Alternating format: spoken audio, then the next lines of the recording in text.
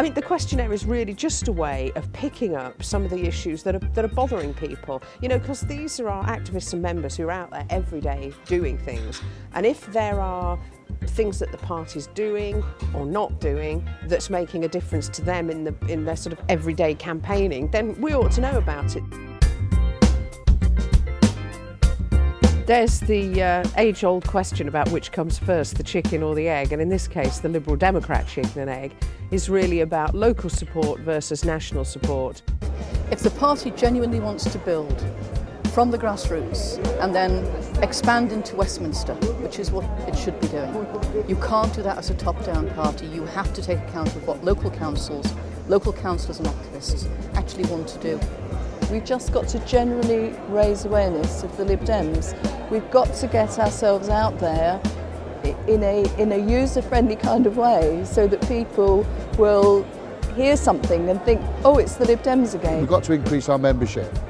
The membership has got to be the base in which we build, because that gives us the resource in terms of the soldiers to go out and on the streets, delivering the leaflets, canvassing and knocking on the doors. It gives us money. It gives us that ultimate resource. Council first, I think, because it gives you a huge grounding there and a local reputation, hopefully good. We want to give people a chance to do some free thinking. You know, we're not to be slaves to conformity. Our preamble tells us that. So we're asking Liberal Democrats are at their best when, and we just want to know, how do you think we operate best? I think Liberal Democrats are at their best when we're saying something distinctively Liberal Democrat, when people can go, yeah, actually, they're interesting, they're different. Liberal Democrats are at their best when they are radical and when they are bold and when they are green. We will actually listen, and I think a lot of my ward members actually say that. You will actually listen to us, the other parties won't. We need to keep talking about the issues that matter to voters, that matter to real people, not necessarily the ones that matter to us.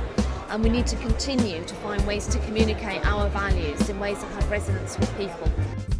I think we've become really focused on national figures, the leader, of course, members of parliament, but sometimes the most effective campaigners are people who are working locally, maybe aren't known outside their own area. So we're asking a question about, who do you think has been the most effective campaigner in the party? Now, it might be a national figure, but I bet you we end up with lots of people who are working locally and probably ought to be better known for what they do.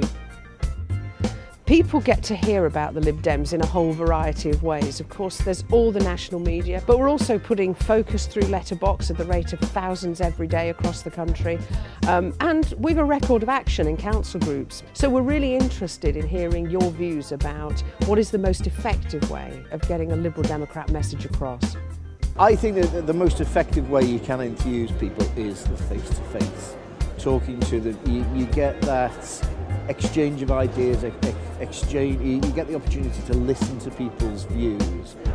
Go over the policies. It's the policies that say it, you know, both locally and nationally.